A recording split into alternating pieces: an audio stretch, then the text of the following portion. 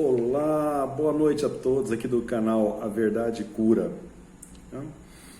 Hoje a gente vai trabalhar um pouquinho aqui com a ideia de Ellen White de onisciência de Deus e Deus Pai um carrasco.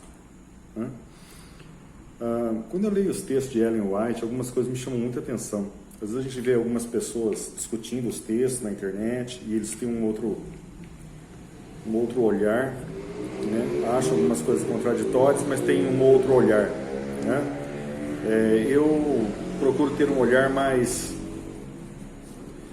dentro do que a Bíblia diz, né? A Bíblia diz que Deus é onipotente, onisciente, onipresente, né? E eu acredito que a Bíblia não minta, né? E a Bíblia diz também que Deus tem um amor tão grande pelo ser humano, pela criação, que Ele deu o Filho unigênito dele, para que todo aquele que nele crê não pereça, mas tenha vida eterna. Então Deus tem um amor tão grande por nós, né, que mesmo nós não merecendo nada, a gente sendo uma coisa totalmente irritante para Deus, porque a gente vive de pecado, vive de situações difíceis o tempo todo, contraditórias com o que a Bíblia pede. Deus amou a gente de tal maneira que deu o próprio Filho, né? E o Filho por amor veio, né, e suportou toda a humilhação, toda a dor, toda a angústia, né, para poder voltar ao Pai, apresentar o sangue dele lá no Santíssimo e dizer: Pai, está feito, eu fiz, me glorifica de novo, não é? E eu vou requerer o ser humano para mim, não é? Pelo meu sangue eu vou pagar os pecados deles, mas todo aquele que crer, que for batizado, não é? Todo aquele que crer em Deus e aceitar Jesus Cristo como Salvador, que ele tenha condições de ter uma chance de ter uma vida eterna. Ok, vamos lá então. Vamos ver como é que Ellen White faz umas afrontas à teologia da Bíblia. Vamos ver como é que ela destrói as narrativas bíblicas. Primeira situação que eu vejo é sobre a queda do homem, a queda de Adão. De acordo com a narrativa bíblica, Deus criou o homem, soprou na narina dele o fôlego de vida, tal, colocou ele no jardim do Éden para viver, e ele só não deveria comer o fruto proibido, só isso. Do resto ele poderia tocar a vida dele normal, pôr o nome nos animais, conviver com os animais, comer o que Deus tinha deixado para ele que era lícito, que era correto ele comer, se alimentar e ter uma vida tranquila. Mas a Eva deu ouvido à serpente e aí, né? Mas a gente parte da ideia que Deus, sendo onisciente, Deus quando criou o homem já sabia que o homem cairia. É inevitável. Se ele conhece o futuro, não é?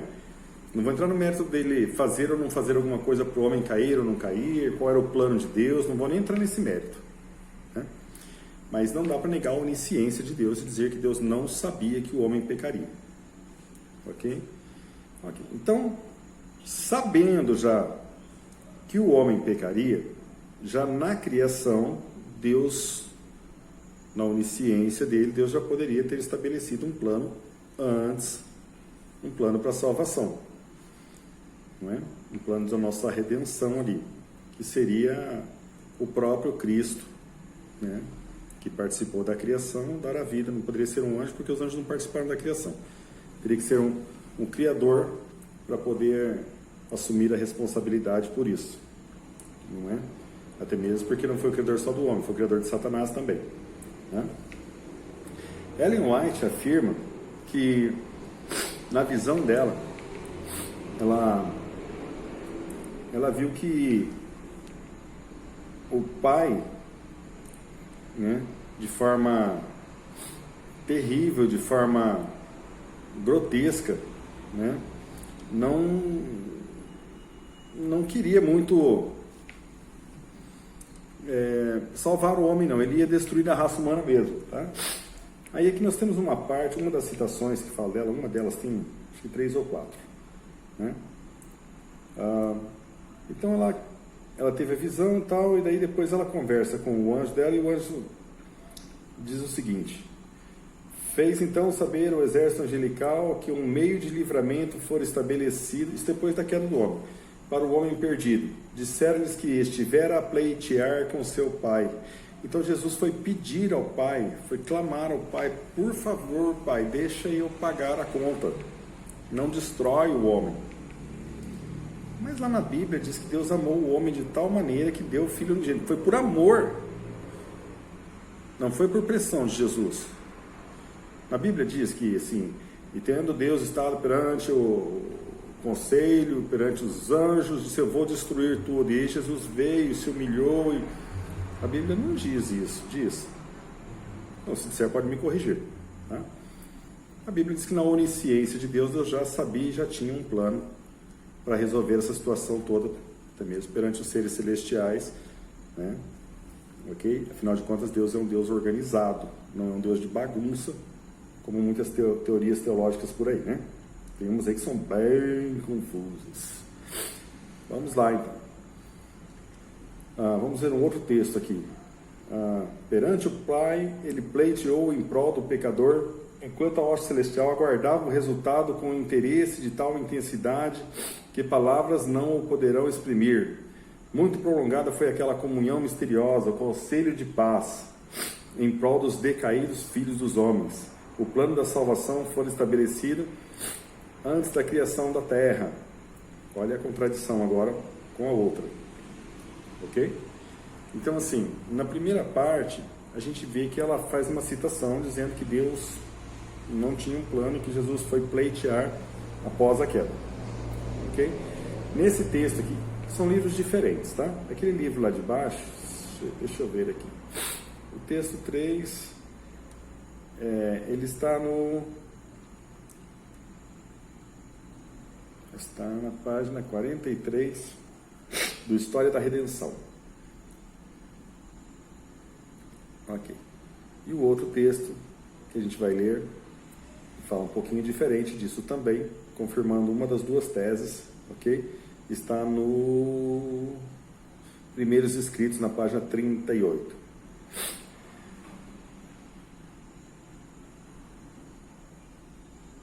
Não, esse aqui não. Ok, não, são esses dois textos mesmo. O outro texto é sobre outro assunto. Vamos lá, então. Então, em um texto aqui, Ellen White afirma que Deus não sabia, não tinha um plano, não é? E que mesmo assim Deus era um Deus enérgico e Jesus foi lá e fez as coisas. No outro texto, diz assim: visto que a lei divina é tão sagrada como o próprio Deus, unicamente um ser igual poderia fazer a expiação por sua transgressão. Ninguém a não ser Cristo poderia redimir a maldição da lei do homem decaído e levá-lo novamente à harmonia com o céu. Cristo tomaria sobre si a culpa e a ignomia do pecado tão ofensivo para Deus que deveria separar entre si e o Pai e o Filho.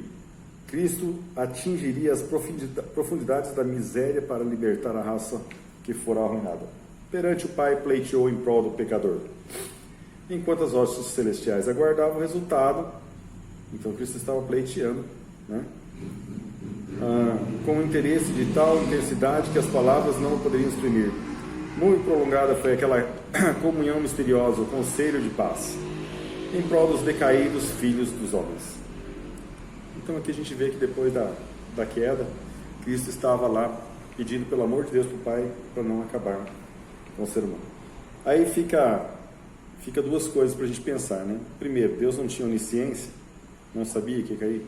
Segundo, Deus é um Deus tirano mesmo, e só Jesus Cristo que tem amor pelo homem? Porque a Bíblia não diz isso, né, gente? Nenhuma das duas coisas a Bíblia afirma. Mas vamos lá, vamos para a terceira situação. Aliás, para a segunda situação.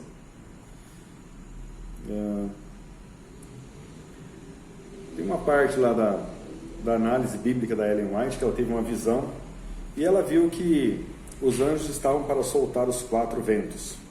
Okay? Mostra na Bíblia lá, uma análise bíblica. Ela tinha muito disso, né? Pegaram os textos bíblicos e enxertaram as ideias malucas dela no meio das profecias, né? Aí diz ali então que Deus tinha ordenado que soltassem os 4, mandado o anjo dizer aos anjos lá para soltarem os 4 ventos, né? Então Jesus olhou compassivamente para os remanescentes, levantou as mãos e com voz profunda compaixão exclamou: meu sangue, Pai, meu sangue, meu sangue. E vi então que Deus estava sentado sobre um grande trono branco. Saiu uma luz extraordinária, brilhante, e derramava-se em redor de Jesus. Vi a seguir um anjo com uma missão da parte de Jesus, voando celeremente aos 4 anjos que tinham a obra a fazer na terra, agitando para cima e para baixo alguma coisa que tinha na mão, e clamando em voz alta: segurai, segurai, segurai, até que os servos de Deus sejam selados na fronte. Novamente aqui, parece que alguém deu mancada lá no céu, né? Alguém sem a onisciência ordenou que os 4 anjos soltassem os 4 ventos aí, sem que todos os santos tivessem sido selados. Meu Deus! Então vamos dizer assim, seria como se na época que o pessoal passou sangue lá no umbral das portas lá, né, o anjo chegasse e ele não soubesse quem passou e quem não passou, ele viesse meio endoidado ali, matando o primogênito de todo mundo lá, meio doido o negócio aqui, né? Ou então, olha, o horário que você tem que passar é até tal horas, porque depois vai vir, o anjo se perde no horário e vem 3 horas antes, 5 horas antes, um dia antes. Um negócio meio doido, assim, né? Ellen White, ela tinha uns negócios muito loucos, gente. Tá? Então aqui, Jesus teve que falar para o pai: ô pai, tá adiantado aí, ó, nossos filhos ainda não estão selados. Pô, eu paguei por eles. Por favor, né? Tenha piedade aí. Novamente, um Deus tirano, sem onisciência, ok? Mandando a torta e a direita, vai lá e faz, porque o dia e a hora só eu que sei. Então, gente, não funciona assim, né? A Trindade não funciona loucamente assim, né? Nós temos um Deus organizado, um Deus consciente, né? Ali o trabalho de Jesus com o Pai é um trabalho integrado, o trabalho do Espírito Santo é totalmente integrado, cada um com a sua função, mas todo mundo pela mesma coisa. Não tem essas doideiras aí, gente, por favor, né? Mas na cabeça da Ellen White, a profetisa do Senhor, né, a qual tudo que ela fala é divinamente inspirado, cientificamente comprovado, ok? Tá, tenha paciência. Vamos lá, vamos ver o próximo texto. Deixa eu ver aqui, qual que é o próximo texto. Novamente a falta de ciência de Deus ou de onisciência, né? Quando foi dada a profecia a João lá no Apocalipse, né? Foram dadas as profecias para João lá, Ellen White ensinou nos textos dela que Deus não teria onisciência de saber se o homem pregaria ou não pregaria no final dos tempos, tá? Vamos pegar, por exemplo, a teoria adventista de que a Igreja Católica é a besta, ok? Não vou entrar no mérito de qual besta que não é o caso aqui. Mas daí então ela foi ferida de morte em 1798, e aí em 1929 ela sarou da ferida, porque daí reassumiu o território deles, o Vaticano e aquela coisa toda, e o poder papal decolou, né? Fora isso, temos aí várias profecias pela frente, as trombetas que terão que ser tocadas, aquelas coisas todas, né? Aí Ellen White diz assim, gente: houvessem os adventistas, depois da grande decepção de 1844, ficado firmes na fé e seguido avante em união no caminho aberto pela providência de Deus, recebendo a mensagem do terceiro anjo e proclamando ao mundo no poder do Espírito Santo, haveriam visto a salvação de Deus. O Senhor haveria cooperado poderosamente com seus esforços, a obra seria completada e Cristo haveria vindo antes disso para receber seu povo, para lhes dar o galardão. Mensagens Escolhidas, volume 1, páginas 67 e 68. Bom, então aqui fica novamente a ideia de que se Deus deu as profecias para João, é porque ele sabia que os homens não pregariam, não fariam.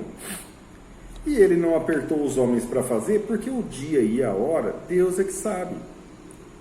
O momento certo, a hora certa de acontecer cada coisa, é algo que Deus já tem em mente desde a criação. O dia final, Deus sabe. Mas para Ellen White, o homem poderia quebrar todas as profecias que Deus deu lá, tornando Deus, perante todo o universo, um ser não onisciente, incapaz de saber o dia e a hora, tornando ele um incompetente. Isso aqui não é uma coisa de Deus, isso aqui é uma coisa de Satanás. Essa afirmação aqui tira a onisciência de Deus. Aliás, todas essas aqui tiram a onisciência de Deus, né? E tira o lado benigno do Pai, de ter o amor pelo ser humano e dar o filho dele por amor. E coloca que foi dado o filho por pressão psicológica de Jesus. Jesus clamando, Jesus se humilhando. O Pai não se reuniu com o filho para criar o homem? Eles não tiveram um plano da criação? Misericórdia, né, gente? Seria como se o pai dissesse assim: não, a gente já sabe que Satanás vai testar, mas vamos aguardar para ver. Vai que de repente a Eva não peca, né? De repente ela não cai na conversa fiada da serpente lá, do anjo, e aí você acaba se livrando. Aí a gente não precisa você ir morrer, se humilhar lá. Mais ou menos isso que a profetisa transmite ali, né? Haja paciência, tá? Essa é mais uma das insanidades proféticas de Ellen White, ok? Perdão pelo mau jeito hoje, gente, estou com rinite alérgica, né? Meio complicadinho, mudança de tempo toda hora, tá? Mas é um vídeo feito de coração, só para abrir os olhos das pessoas quanto às profecias de Ellen White. E aí você analisa se ela realmente é inspirada ou não, não é? E se a visão que ela tem de Deus e de Jesus está correta perante a Bíblia ou não. Tenham todos uma boa semana. Até a próxima, se Deus quiser. Até mais, gente.